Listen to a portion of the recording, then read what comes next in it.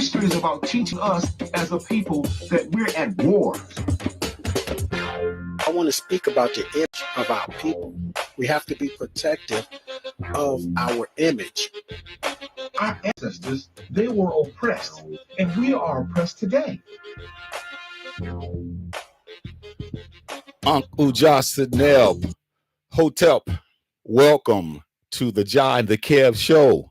And today, me and my brother Kev, we've got a subject matter that has been long overdue. And the subject is called Manhood in the African American Community. This subject is a riveting discussion we're going to have today. And this subject is something that we need to talk about, Kev. And I cannot wait to hear your input and your intake on all of this stuff about manhood. Yeah, I think it's a much needed subject. Desired subject. I hear a lot of people discussing our problems. Right, A lot of times I think they don't realize that a lot of our problems that we have are derivating from the lack of manhood in our community. That's true. That's true.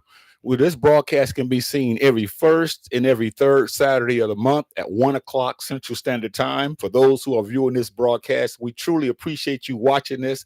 And to those who are going to be commenting, we love your comments because we want to address those comments, especially when we're talking about a subject as far as manhood. Because, Kev, all my life, I've heard people saying things about manhood, but I want to be able to slow it down today and just talk about, manhood, what it is, what it isn't, how to achieve it, who is it, that's a man, and how does that look in our communities? Because our communities, as you said, we're struggling with a lot. And you would think that many of us as men, if we become the men that we're supposed to be as adults, then we would address some of these issues because that's a part of being a man and manhood, wouldn't you say? Yeah, I agree. Now, like you said, I think an important thing to do, because we always talking manhood, what it is to be a man, and a lot of us think that once you just reach a certain age, now you're a man, and that's not the case. Whoa, and that's I think is a major problem that we are facing.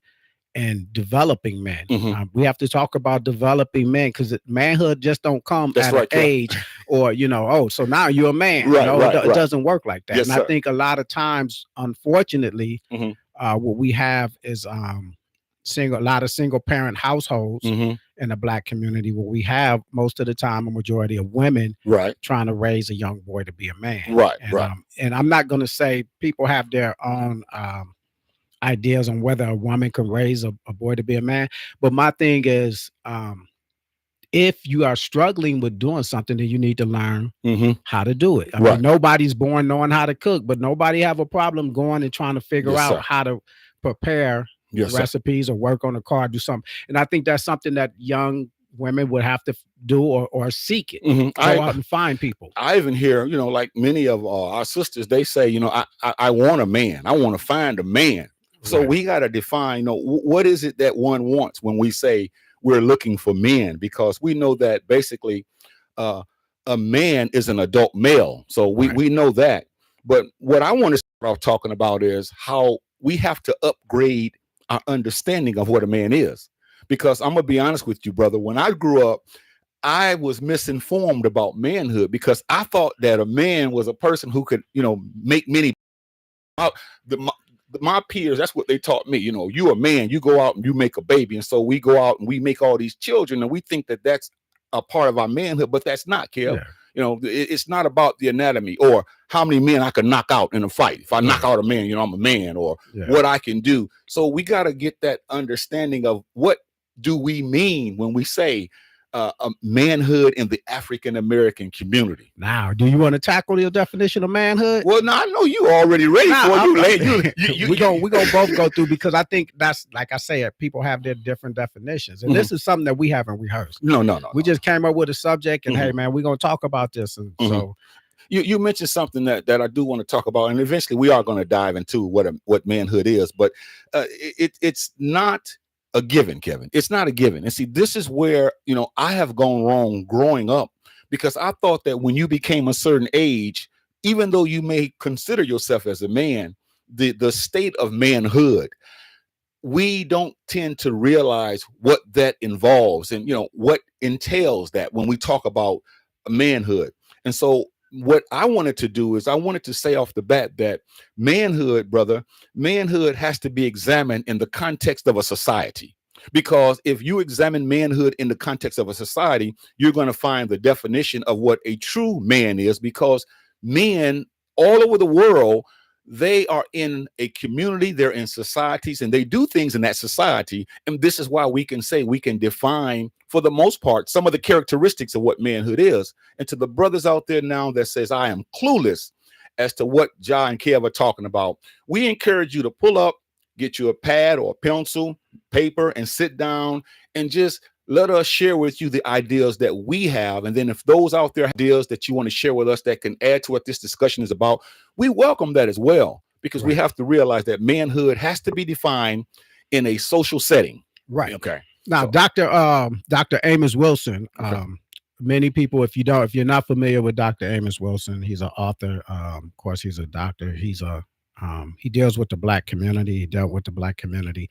He has books out and a lot of books about raising Black children, period. And he has books about the Black male child, how we raise things. But one of the things that he said about manhood is defined in society, basically, that you are in. Okay. You know, a man, if you go someplace else, or I'm gonna leave it in America. Okay. Being a man in the white community is different than being a man in the Black community, because you have different demands. Okay. On manhood. Yes, sir. So this is basically I'm piggybacking off of Dr. Amos Wilson.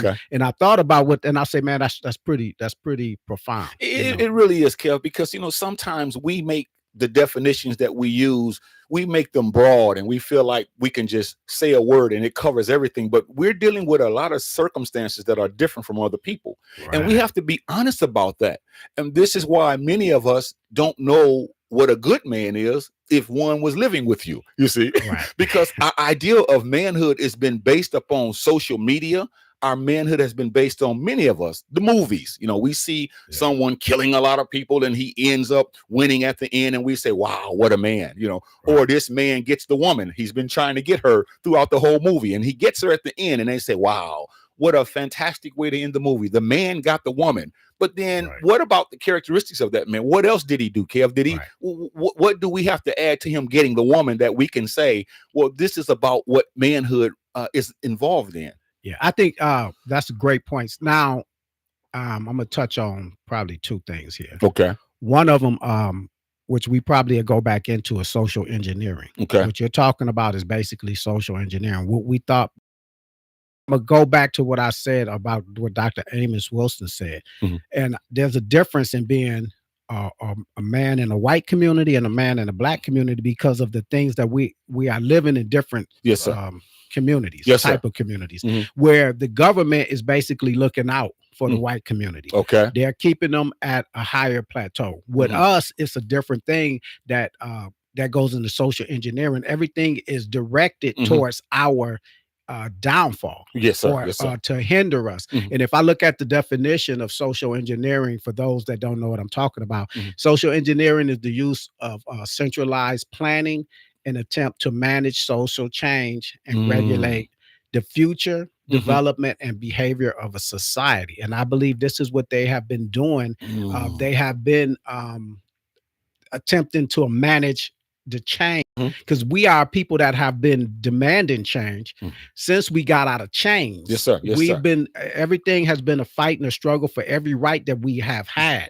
And manhood plays a part in the part that we will play in that struggle. And I think they are doing things to hinder us from achieving our goals in our community. And I want to add to that, Brother Kev, because you're spot on, because when you look at manhood in the African American community, as our subject is, we have to be very careful, because in many instances, our manhood is degraded.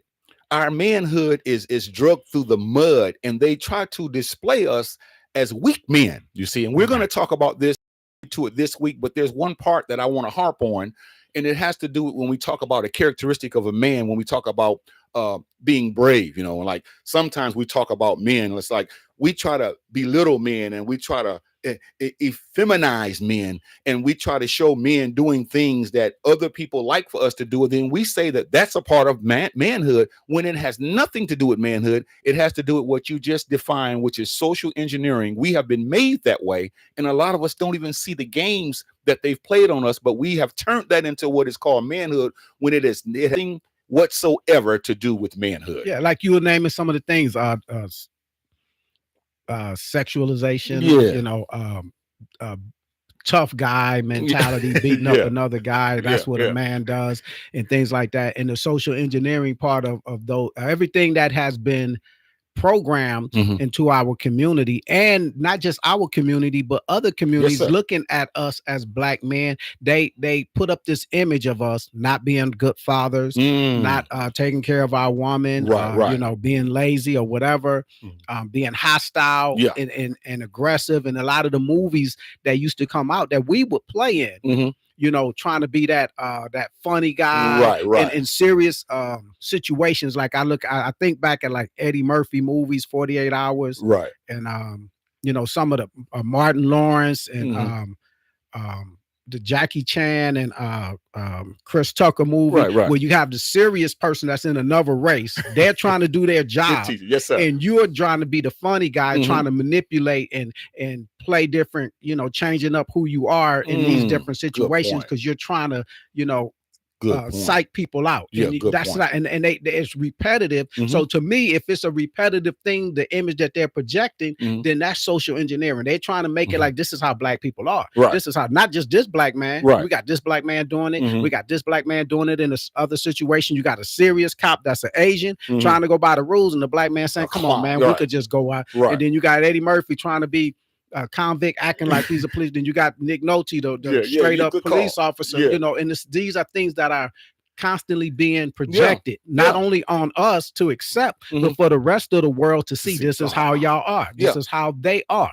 And then you have the young brothers, our teenagers, who see that, and then they grow up thinking that this is manhood. So what do? They try to imitate it. They try to emulate it, and so they feel like, if I'm not funny, then that's not a part of my manhood. And so everybody wants to be a comedian now. Everybody wants to be a jester or a clown. Everybody wants to be funny. And some of the things that's going on in our lives is very serious. All of us, we have serious things that go on in our lives. But because we've been fed all of this nonsense about manhood, and we've internalized it, so now we just live out what we have been taught and what we have been seeing because of the social engineering. And when we don't know that this is what is going on, then we're falling into that trap, just like that rat that gets the cheese off the rat trap. He sees the cheese, it smells good, he sniffs it, and as soon as he gets it, wham, it comes down on him, and then it's too late. And in many of our instances, it's never too late to become a man if we're learning, but you have to be willing to know these are the games that are being played on our psyches, on our minds, and then eventually it goes to our behavior. And this is why a lot of times when a woman and a man has a discussion about manhood, a lot of us brothers, if a woman asks us, what is manhood? We will begin to go back to the very illustrations that you gave with Eddie Murphy and all these people that are being funny, when it has nothing to do with being funny, because they don't deal with the communal aspect of it. And that's what we're going to get into. We got to look at a man based upon the community in which he lives in, because every community have males, and those men did some certain things.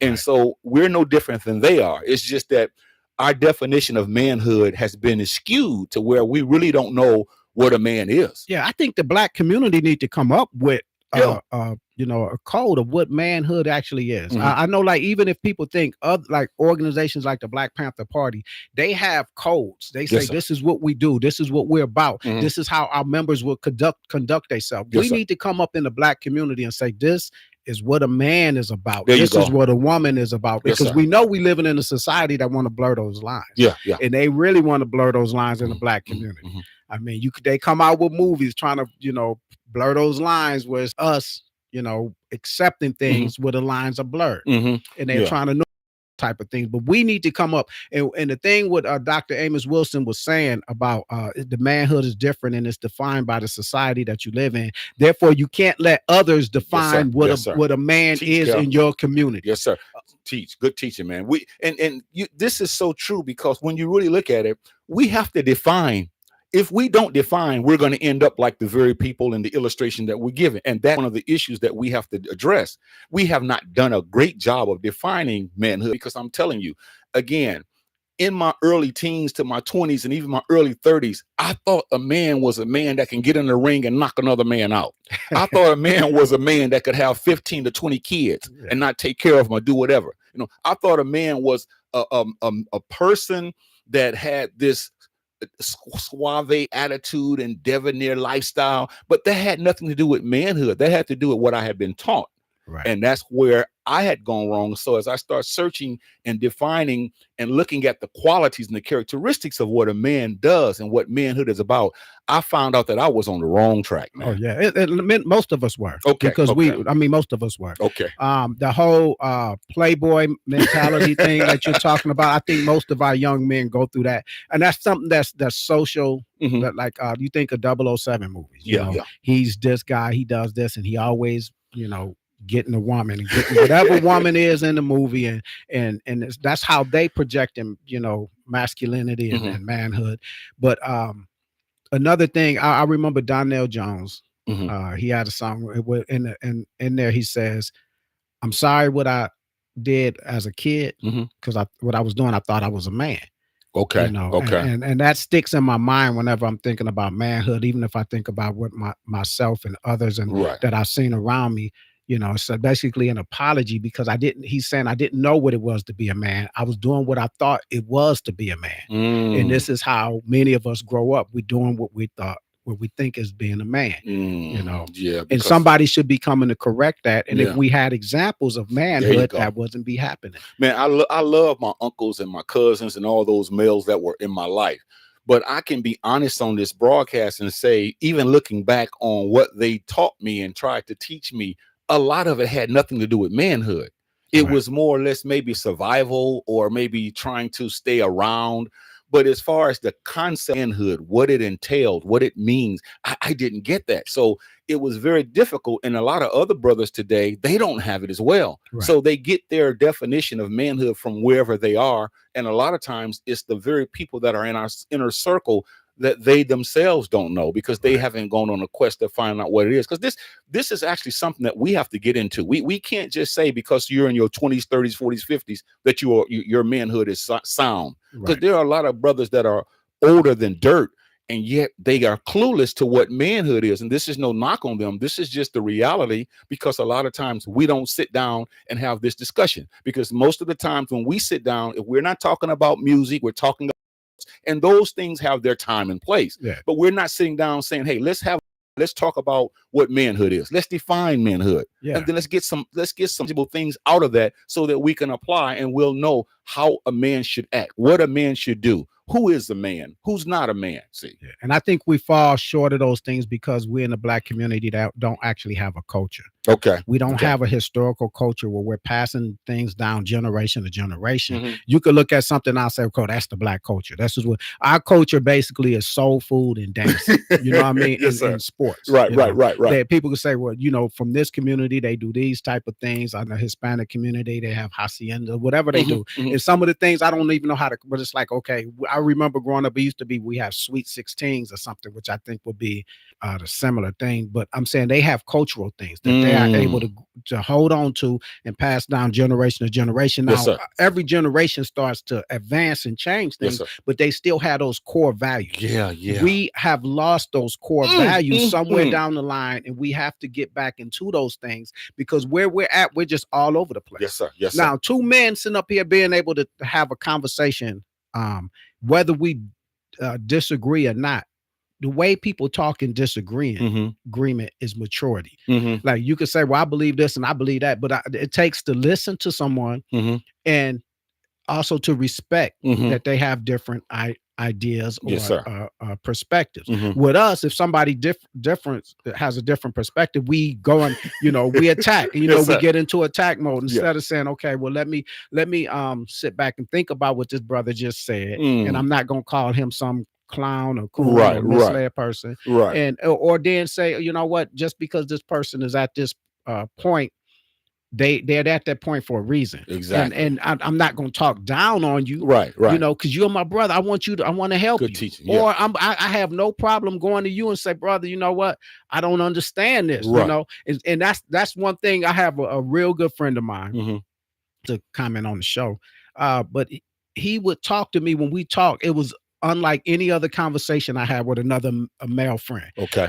When men tend to talk, or we talk about the old days of coming up in the hood, it's about, yeah, man, you know, this chick and man, she was fine. Right. Or yeah, this one, and I had, you know, got a hold of her, whatever. Right. This brother would say, man, you know what? I was scared to talk to her. I liked her, but I was scared. You know, just open, real. It ain't I'm the man all the time, and I'm this and I'm that. It's like, you know, just genuine. Wow. Hey, man, you know, I remember this brother, man. I was scared of that brother at that time, bro. You know, and those are things those are natural feelings that men have, but we don't talk. Right. You know? No one says, man, I was scared to talk to her. That's so transparent, that discussion we're having, Kev. I'm reading a book now by a man by the name of Emmanuel Acho. And the name of the book is The Uncomfortable Discussions That Black Men Have. In other words, the very thing that you're talking about, he simplifies it by saying that as Black men, many of us, instead of sitting down talking about the qualities and the characteristics to help us become that which we should become as we get older, we evade the issues. And so we sugarcoat it by saying, we talk about everything under the sun.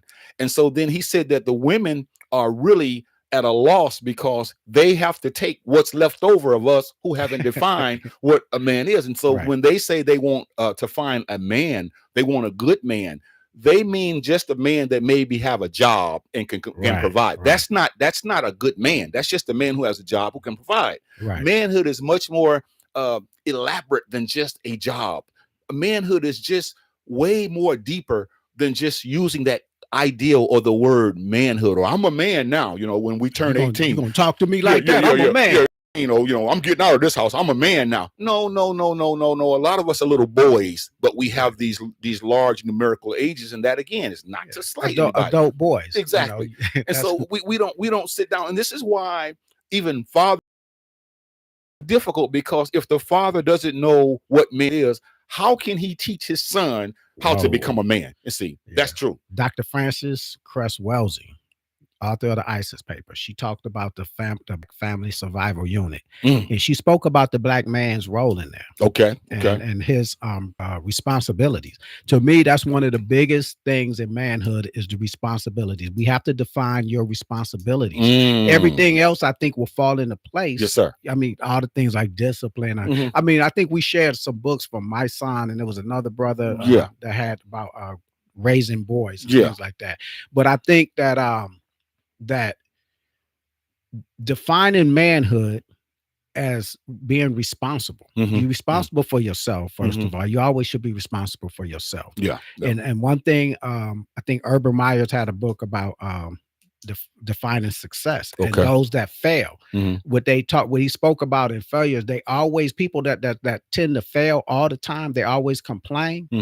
They always like misdirect the blame. They always blame others for their disposition or their failures, you know, and they don't take responsibility. And I think one of the main thing that what men has to do, a man, is be responsible. Be responsible for yourself. Be responsible for your woman and your family. You know, and I think that's a basic thing. That's so true, Kevin, because we have to talk. We have to be able to be straightforward with one another. And see, men have to get in a room, close the door, and talk to each other like men. All that little baby stuff, well, you know, you're okay, I'm okay. No. We have some issues that we have to address. And then until we are able to be straightforward, because a lot of us, for some reason, we have to be politically correct now. And I'm sick of it. But yet at the same time, it's like, you got to watch how you say things, Kev. Because if you say something that I don't like, I'm not going to come back next month on the broadcast. Or if you look at me a certain way when we disagreed, or you said something I should have said, I'm not going to come back. So we got to stop that kind of stuff, because it's in us, most of us, because as we grow up, we've been so pacified as young boys that now that we have become into this manhood situation, we don't know what to do with those disagreements, as you just mentioned. We don't know how to be straightforward with one another and say, hey, Kev, you know, you're eating too much salt, man. You know, you saying your blood pressure is through the roof, but you're eating too much salt, you know, and I'm not going to say any other way than you're eating too much salt. Well, Jah, you should have said it about watch your intake. Well, what difference does it make? You see? Yeah. And so we get caught up in those little bitty things where now all of a sudden I don't want to speak to you because you told me that I should do something that I should be doing. My ego. Exactly. My ego. I think one thing that people do, they mix up pride and ego. Okay. And that's probably something that I used to do. Okay. And I remember like J. Cole had a song that said pride is the devil. And people love it. And see, when you put things in a melody or rhyme, people sing it and they believe it. And right. And see, pride, you think of what pride is being proud. Yes, sir. You should always be proud. Being proud means that you're not going to stoop to a level that degrade yourself. Or you're not gonna, I'm gonna be too proud. I got too much pride. African history is my pride. I got pride in my people. A lot of us are in a bad disposition because we don't have that pride. You know, so being prideful is one thing. Having an ego is a different thing. And sometimes we mix those things up. Your ego, if you telling me something, I got to be able to suppress my ego enough to listen to what you're saying and why you're saying it, instead of just getting mad. Who are you to tell me what I'm doing? Don't you drink? You do, you know, and see, then it's that abrasive type thing. Instead of sitting there being able to communicate. And sometimes we have that in our relationships. We don't know how to communicate with the woman, but she don't know how to communicate with us. And when she don't communicate correctly with us, then we get abrasive, you know, or with our kids, like you say, a man with a boy. Hey, I got to be able to communicate to this. I got to be able to communicate these type of things to you. Showing things is not just talking. You don't have to just talk, but you could show that that's communication. Yes, sir. If if I'm saying, you know what, I'm gonna lead the way, and people learn from my leadership, I communicated something to them, how to act in situations, even in disagreement. And see, men should be teaching young boys how to be men. Those men who know what manhood is, not just any man, but you have to know what it is in order to teach it, you see. And that's why I'm telling you now, even in our school system, I'm thinking of releasing some information now, Kev, that has never been said before, but I want to release it now. I think it's a beautiful thing when we are in an educational setting and you have girls by themselves and you have boys by themselves. Because I'm thinking this summer, I'm going to try to attract boys to the school, but I don't want to mix them, because right now we have to learn, first of all, as young men, how do we treat women? See, but we get together at a young age and get involved in education, which is really not. And before you know it, we're looking at the wrong things because we're maturing, and that's the nature of life. But if we had boys, a group of boys, we can talk about the rites of passage. We can talk about to become a man. We can teach them how to live with a woman. We can teach them how to respect themselves. But see, we got it backwards, because what we want to do is grab some girls and say he's a man when he has no idea of what manhood is, because once he saw that beautiful young girl, his whole mind began to go into different areas, as they should, because we're humans. But we have to take time out to say we will not have that, because we don't have that. We should. You got to respect. You got to respect that person first before you get to that. Have respect for yourself. Have respect for how you present yourself to these young women.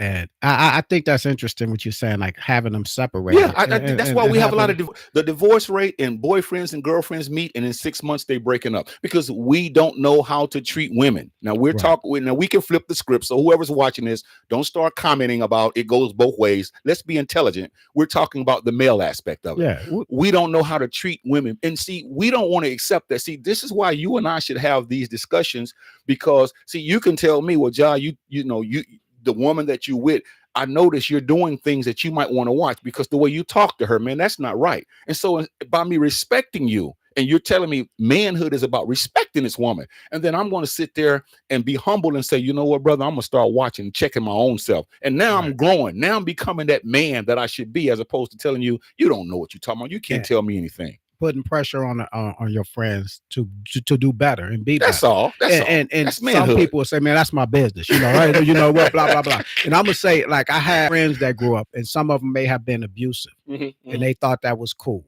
you know, because that's what we were seeing when we come out in the projects and we see one man, he beating up on some woman, and all the kids gathering around seeing it. Every people's laughing. Oh man, he hit her like this. He hit her with a trash can, and he's calling her all out of that. This is what we're seeing. Yeah. And this is what we're learning from. Then we have to learn better. Yeah. We have to know better. Yeah. So, and one thing I was talking about was putting pressure on friends. If I know, hey man, you married, you say, man, let's go out and let's go do this. And we're somewhere, and then it's like, hey man, I'm starting to, you know, I see this girl, she's giving me, and I'm like, yo, bro. And I'm gonna tell you, this is true story. I used to tell my friends this. He's like, hey man, what you think I should do? Right. I said, I think you should go to your wallet, open up your wallet, look at that picture of your wife and your family, and think about your next move. Then they'll get mad at me. And I'm like, you know what, Kev, you a square, man. Go on with all that. You know what I'm saying? But I'm saying, you know what, bro? Because I respect you. Yeah. I respect your wife, and I respect your family. Manhood, man. You know, and that's manhood to me. Like you say, that's manhood. Yes. But we don't get that. No. A lot of times it's like, oh man, look at you, bro. You know, you still the same. And it's like we should be expecting more of each other. Yeah. Kevin, a lot of us, and I'm talking about us as the male species, we still have that juvenile, that high school mentality, because, you know, back in high school, the more women you got, the more popular you were. And everybody knew you had 7 women. Even the women that you dated, they all knew each other. So you were big men on campus. But a lot of us have grown up, but we haven't grown out of that mindset. So here we are, 40, 50, 60, 70, 80, 90 years old. We still trying to say, dude, I got me 5. I got a 5 piece, you know. And when somebody say something like that, I shake my head, because I'm like, bro, I'm not impressed with that. I'm not impressed with that. So I might say, so you ain't grown up yet. Yeah, you're too old for that. Because I mean, if you married, now if you a single man and you do single man things and do whatever, but I'm saying, like, you hold people accountable. Okay, you know, that's responsibility. Hold your friends accountable, man. You know what? I don't respect that, bro. I'm gonna tell you right now, I don't respect that. And I don't have people around me that do those type of things. If you trying to jump on, even bullying another brother, you know, wait, man, that brother think that so and so was this and this, and I told him like that, and I'm like, bro, I don't respect that. You know, that man got a voice just like you, and he got an opinion. Just because you bigger, tougher than ever, I don't respect that. And I can say it like that instead of saying it. And now if he don't like the way I said it or what I'm saying, then it's like, well, bro, we could just move. We ain't even got to be around each other like that. But this is who I want around me. I want the positivity around me. We got to keep this subject going. I told you when we first started, I said it's going to be a two week deal even when we come back again, because we haven't gotten into all of the basic themes and qualities that, because somebody might say, how does a man look? You know, we're going to define all of that, because an adult, there are some things that you should put away, Kev. I mean, you shouldn't still be acting like you were when you were in your teens. Neither should I. But we have a lot of us that are still doing it because we don't know. And then some of us don't care. And some of us they actually think that what they're doing, that is actually manhood. So we have to correct the mistakes that we have to correct based on the fact that many other brothers who won't have this discussion because they don't know how to have this discussion. And we're saying that at some point in time, when you get older, Kev, you and I cannot run around here like we're still in our teens, living and acting and thinking and doing the same things when we have responsibilities and so forth and so on. I think Muhammad Ali said something to that effect. He said, if I'm the same man at 40 as I was at 20, then I done wasted 20 years of my life. You got to grow. You got to grow. Well, I mean, Kev, everything changes. And I see, I hate to interrupt you because I'm going to let you finish up, but check this out. We have people today that if, let's say, for example, they think this is a badge of honor, but it's a shame. Let's say if you hadn't seen me in 10 years, but when you last knew me, I was a vulgar man. You know, I was doing everything under the sun. And when you see me and you say, Brother Jah, you still the same. And I'll say, I ain't going to change. You know me. As if that's something to be proud. See, this is how messed up it is. As if that's something that I should be proud of. You know me, Kev, I ain't gonna ever change. Well, that's a disgrace to say something like that. But this is what we say because we feel like change is not a good thing. And you and I are saying, in order to become a man, you must change. You have to adapt to change. Change is happening around us all the time. And even our enemies are doing things in a different fashion. They're changing, they attack. So you have to be able to adapt to the attacks that's happening in our community. We got a whole lot of different problems now, or kids growing up now than they had when we was in high school. You know what I'm saying? Now they got like 6 or 7 different sexual labels and stuff. And before it was just like, that person is a little queer or something like that. Now it's like they this. You got all these pronouns you got to call. They got whole different set of problems. So you got to change with the times and be able to adapt. Well, let me ask you a question, Kev, because we always, with those who watch this broadcast, Kev and I get into a deep discussion, and he'll fire a question at me and say, well, John, what do you think about this? Well, I'm going to return the favor and do him this way, as I always do. Kev, why do you think that men, us, why don't we have more discussions like this in a group setting? I didn't say 100 people, but even if it's 3 or 4 or 5, we can get together to watch a game. We can get together to eat some food. We can get together to do everything under the sun. So let me ask you this question. I'll be quiet. I'll let you answer. Why do we as men don't have more of these kinds of discussions when it comes to manhood, knowing our societies are in trouble? I think that we see that as a vulnerability. You know, opening up, and you hear women to say this about men, well, you don't open up and you don't talk about things, you don't talk about your emotions and feelings. And I think, like I was alluding to, a friend of mine talking like that, talking about real things. I think that we don't do that because we constantly trying to have our chest out and show that I'm the man, that I'm invincible, and you know, nothing phases me, you know, and things phase you, you know, whether you want to open up and discuss it or not. I think that's part of manhood. And I know I appreciate some of y'all that showed up. I know Nikita said yes, define responsibility. And when I'm talking about being responsible for yourself, is understanding that I got a responsibility to everybody that know me, to say that, hey man, this is how I am, this is what I'm feeling. Do you feel the same way or whatever? Because if I'm actually trying to build something, I can't go build something in a room by myself. We're social people.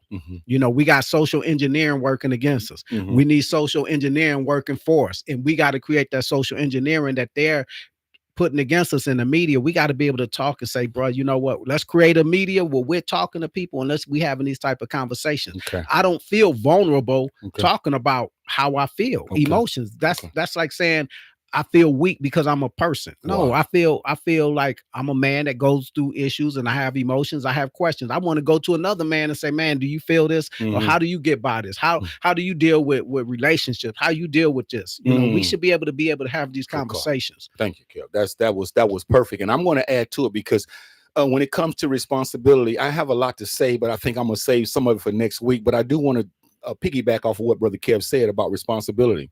Responsibility is to ourselves, and I agree with that 100%. But it's also responsibility is also due to our community. It's not just ourselves, it's to our community. We have to make sure that our community is safe for our children to walk the streets. We have to make sure that our communities are safe, that we can sit on the porch and drink lemonade or rock in a chair or just do whatever we want to do.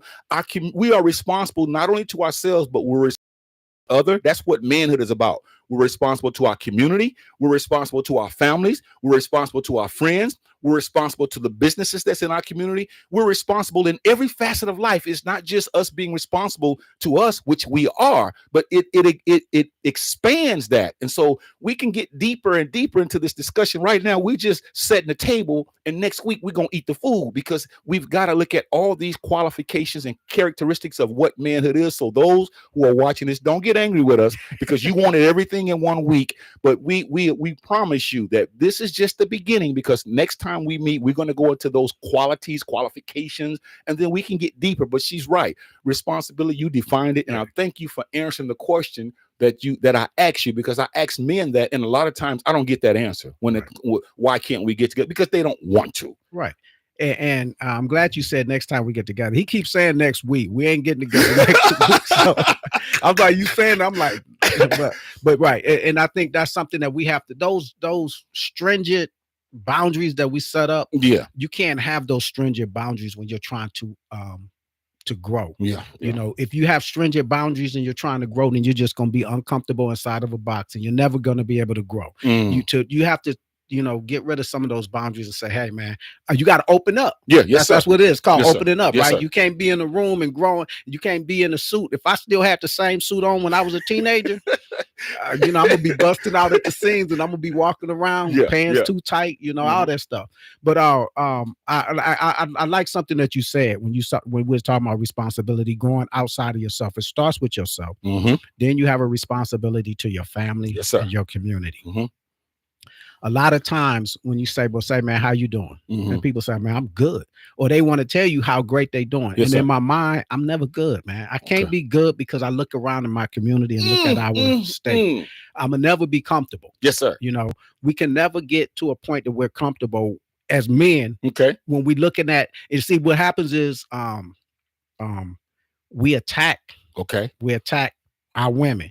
Look at these women. They dressing like this, or they, you know, they got this on and that. And then I'm saying, well, that's my responsibility because I'm the one that should be. I'm the leaders of our community. I'm the pillars. And if I'm seeing what's happening in my community is falling apart and decrepit, then that's part of my. That's happening on my watch. That's right. I don't care what happened last generation. I wasn't around. But we should be doing better. And that's what my aim is to have us doing better. I hate to see when these men and women fighting each other on social media. Women talking about how bad men are and how jacked up men are, and men talking about how jacked up women are, and we need each other and things like that. Boy, that's on my watch. That's you teach it. And see, a lot of our fault is we don't know the importance of a woman. See, we don't know the importance of a woman and how to relate to a woman. See, and so as a cover up, we begin to disrespect them and treat them any kind of way we could imagine because of the insecurities that we have as men, you see. Now, that's a heavy statement. And then also, I'm going to open up a can of worms, and I'm not going to just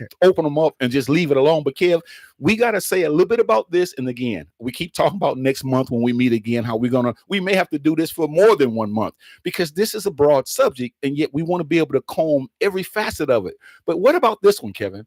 Fatherhood is how a man relates to his children. Now, this is a part of manhood that a lot of us don't want to talk about. We rather talk about the Knicks. We rather talk about the Spurs. We rather talk about the Cowboys and the Ravens and all that. But fatherhood, that's a part of manhood. How does a man relate to his children? Now, that's where we should have many men on this table saying, you know what, I got to do a better job, you know, because a lot of our children are hit. And it's because of us as fathers, man. We don't realize what manhood is. So how in the hell can we be good fathers? And you can debate it all you want to, but the bottom line goes back to this. In order to be a man and know what manhood is, the responsibility of fatherhood is wrapped up in that. You can't separate that, man. Now, am I lying or am I telling the truth? No, that's real. That's real as it gets. And I'm going to say this, man. I kind of chuckled. I was having a conversation with someone about that, about manhood and fatherhood. And it had nothing to do with this show. But I was saying, talking about, it's not just your kids. It's kids in our community. Period. Yes, sir. Yes, sir. Yes, sir. You know, I should be able to relate to kids in my community. They should see me as a protector in our community. My kids should see me as a protector. Yes, you said something earlier about teaching a boy, your son, or teaching a son how to be a man. To me, in my household, if I have a daughter, I'm teaching her what a man should look like. There you go. You know? So you shouldn't be accepting this clown or jester or anything that you're seeing on TV and thinking that that's a man or somebody. They got pretty eyes and thinking that that's a man. You know, I remember when my daughter was young and she was talking about the celebrity. I don't even know if I should say his name, but you know how they had these little teen idols like Usher. Right. And I'm like, blah, blah, blah. And she like, well, he basically like, I'm saying, but that don't make him the man that I am. You know, well, you're not famous, daddy. He this, and this. And I'm like, well, you know what? This is a problem that I, you know, and I'm trying to teach her. And she was basically like, well, compared to him, or you not like, he's this and he's famous. I'm like, yeah, but is he the man that I am? And to me, teaching my daughter what a man is, yes, sir, is very important. Just as important as teaching my son what a man is, because she needs to recognize a man, because a man's gonna or that male's gonna come calling, and she need to be able to say, nah, you know what, or ask the right questions, and not just, oh, he looks like this and dressed like this and he's popular, then be just another one of his harem. You know, she's going to have respect for yourself. Right. Let me show you how a man should treat a woman. And I'm going to show that. And you're going to see how I treat the woman of my life, whether it's with your mom, if I'm not with her anymore, even when we're not together, how I treat her and talk. I'm not going to talk down on her. Yes, sir. Or I'm not going to do this, or I'm not going to bark at her every time we have Facts. You know, we got to do that. Yeah, we got to deal with how people relate to us. Yeah, that's facts, Kev. Because fatherhood is so deep. Because, like you just mentioned, if a man and a woman are not together and they're not married and they have children, and he may have children by other women, but you still have to display fatherhood. You know, and this is a problem. And a lot of women may comment and say, Jahi, we love you today, because they realize that this man has gone with another woman and has neglected those kids that he had by her. See, and this is something that a lot of preachers and other people don't want to talk about, but that's wrong, Kevin. That has nothing to do with manhood or fatherhood. That's that man disrespecting his kids because he's choosing to, and whether he knows about fatherhood or not, he knows that those kids are his kids, and he won't even pick up the phone, man, and call this boy, call this girl. He won't do the things that you're saying that's important when we talk about manhood. I'm getting worked up. Let me settle down because I gotta stop this because it's deep, because a lot of people are hurting because of us, man. Because we're not playing the role as we should as men, and manhood is being neglected because a lot of us are weak, man. And when you said us, I can say, well, that ain't me. That is us. Yeah, that's us. If I look at ourselves as a community, that's us. Regardless of how I am with my kids in my house, I'm looking at us. It's not a me thing. And that's what I'm saying when I've said that about our people being in a condition. I'm not worried about the condition of my household. That's got to extend out to my community. So how can I ever be comfortable and not take the responsibility to what's happening in our community? The sister said that she said something about I didn't jump down. She said it's important for a young girl to have a father figure in her life. She should be able to see father figures throughout the community. That's what I'm saying. You know what I'm saying? Yes, sir. And she's going to see the negative throughout the community, but it has to be they can't think that that's just how men are, because women get this thing, men are dogs. You know, and okay, well, let me show you. They got to think otherwise. Also, you got to give them example. Men are protectors. You know, men are providers. Right. You know, if they only thinking men are dogs, then that tell me the men that they seeing in their community. That's it. You got to show them examples of what a man is. Because most of our family, if you really are honest about it, many of our male family members, we have struggled for so many years because there were so many things going on in our lives that we had to do things that we may not have wanted to do. And what got lost in that is manhood. Right. So we just tried to survive. And instead of sitting back and saying, no matter what happens to me, I must still display the characteristics of manhood, because this is who I am. When we grow up, we are born to become men.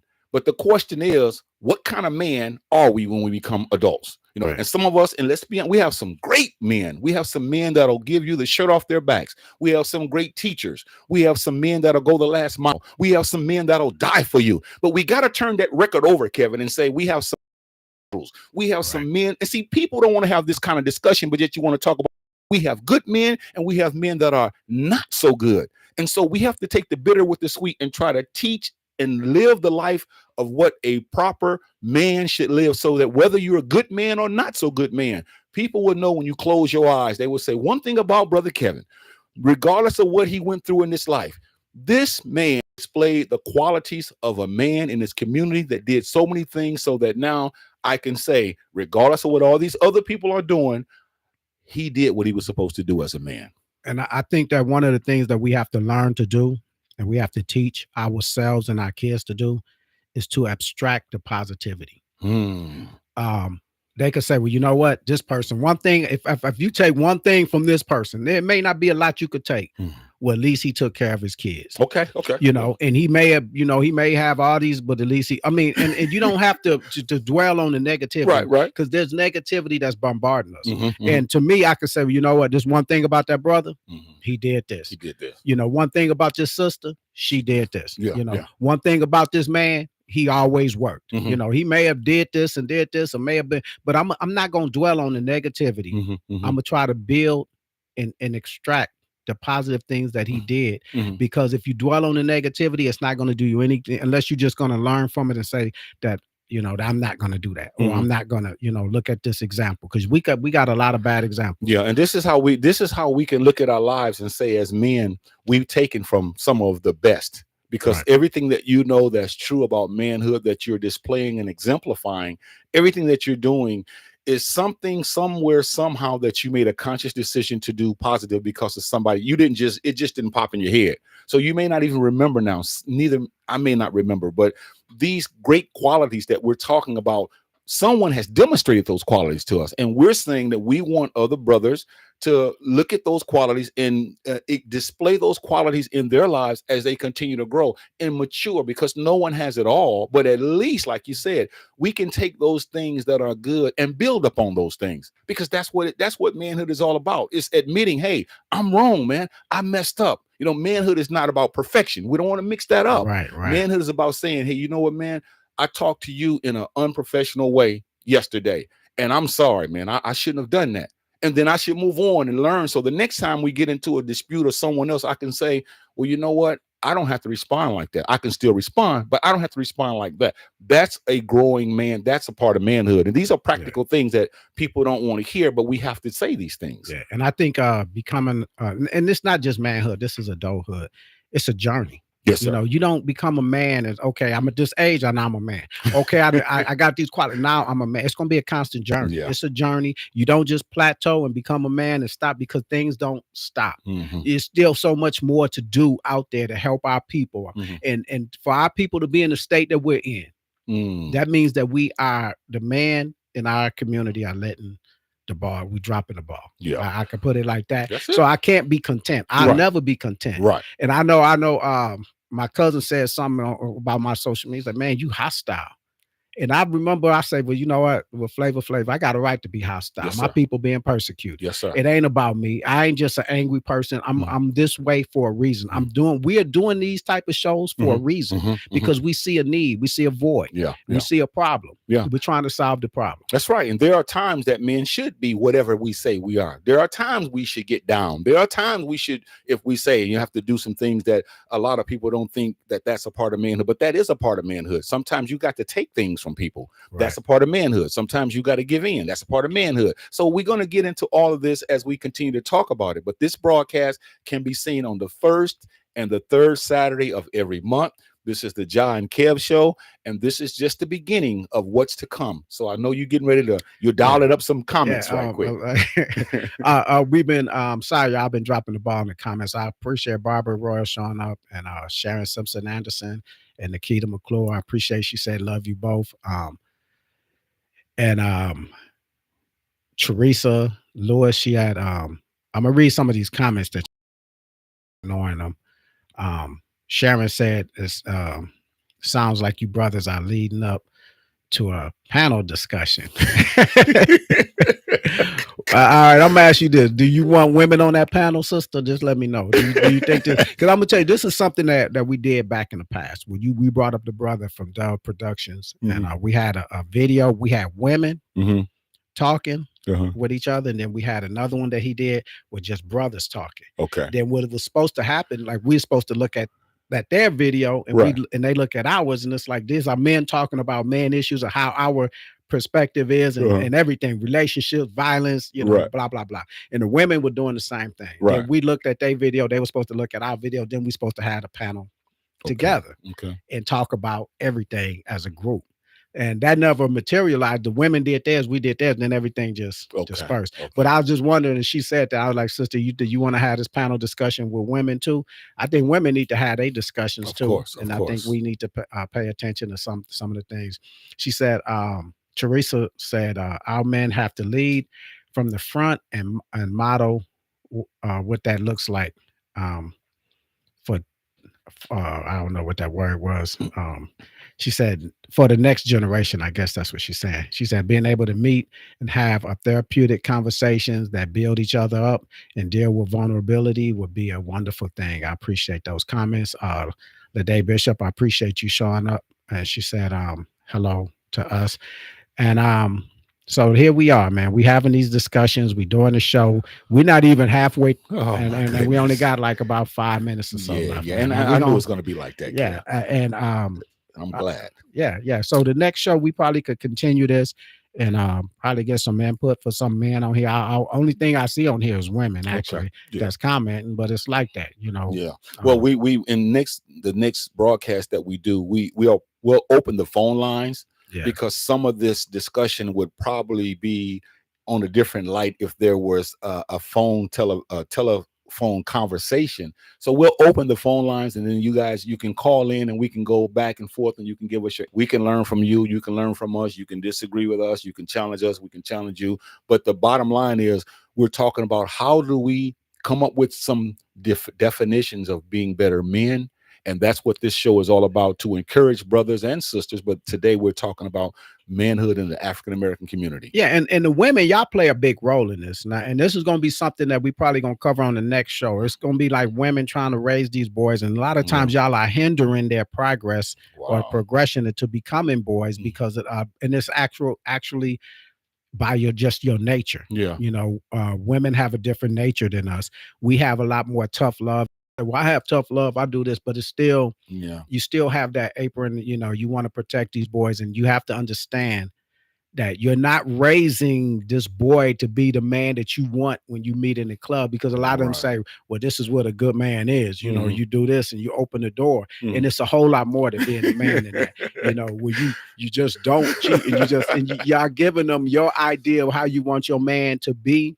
And really, sometimes y'all don't even know what it takes to be a man. Exactly, because I've heard a lot of women say when there are single mothers, they'll say when their child get older, and I applaud them for doing the best they can, but they say, I was your mother and I was your father. I know what they mean when they say that, but we have to go into that statement and we have to dissect it and let them know that what they're trying to say is everything that they had, they gave to that, but they cannot be the father because they're by nature, they're not. But the point is that they did a lot. And it's been a lot of instances where I've talked to single mothers about their boys, or I've heard men talk about this, and you get a lot of feedback, or not feedback, you get a lot of backlash. Well, and you know, well, I do this and I do, and it's like, well, you know what? See, the problem is you don't want to listen to a man tell you that, hey, yeah, this boy needs to be taken out the trash. Why are you coming in the house taking out the trash? Right. You know, why are you even fussing about that kind of stuff?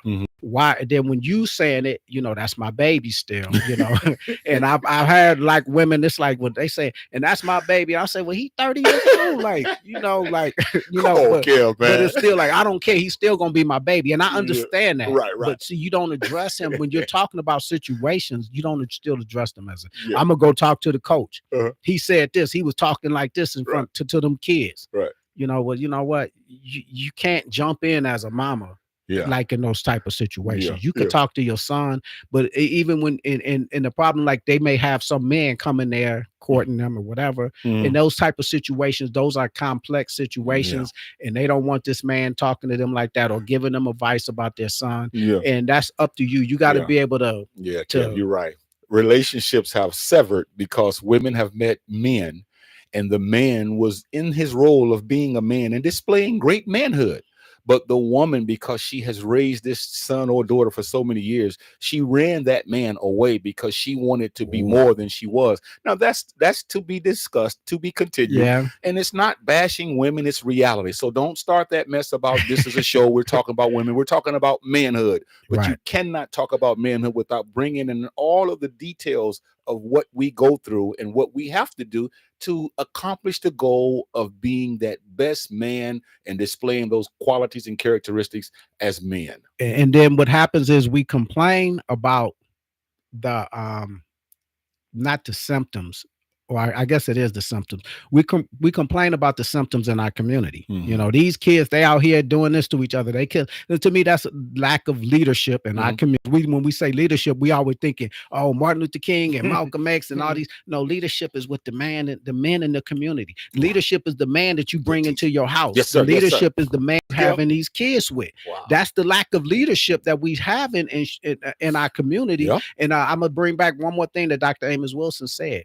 He said, self-hate, which is social engineering has taught us to have self-hate, will have our young people in such a state of hatred that they would love the things that will destroy us and hate the things that will advance us. That's profound. And if you think about the things that we see in our music, you know, the destructive like mentality, like you talking about men being a young man, and that's destructive mentality of being a womanizer and all these things, or trying to dominate a woman, or being abusive with another guy. You don't tell me this, and you know we could fight about this and all this stuff. Those are abusive things. Yes, they are. Yes, they are. Destructive things. They are. Even to the point where we have this sick love that we have to talk about. Where, and I've heard Dr. Amos say this as well, that when people get in a relationship, the man sometimes he tells the woman, I love you, and then she says after 4 or 5 years, I'm going to separate, I'm going to go my way,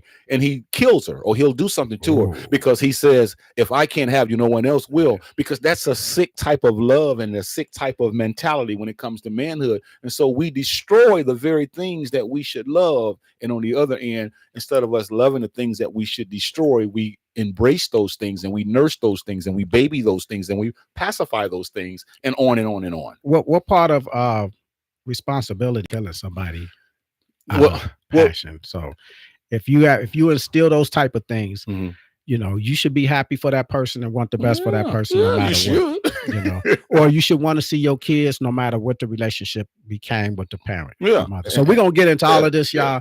We ran out of time. Yeah, really. I forgot this, Kev. Stay. And when your daughter grows up and finds a man, and that man is doing what he can to develop, stay out of their business, so to speak. Right. If he's not abusing her and all that, let them learn, because that's what life is about. Don't try to run everything. Now it's gonna be some things that I'm like I know my dad, and I'm like, hey, this is what we don't tolerate. I'm gonna tell you right now, I'm gonna lay down some rules we tolerate it. So we'll talk about all that stuff next week. I appreciate y'all showing up. You got anything you want to close with? Yeah, man? I want to say, everybody, we love you to death. We appreciate all you commenting and all you watching this broadcast. You could have been doing something else, but Kev and I, we truly have a passion for you, and we thank you for watching this broadcast. And we'll see you guys on the 1st and the 3rd. I guess that's going to be next month, or no, the 3rd. We got the 18th, I believe. That's the 18th at 1 o'clock. Tell a friend, get a gentleman that you care for, and say, hey, let's watch some brothers. You're trying to help us all, and then maybe the brother can share with us some ideas. And don't let him just say this, and let's tell him we'll get on the they got a number, call in and Kevin, say let's get out of here, man. You play too much, man.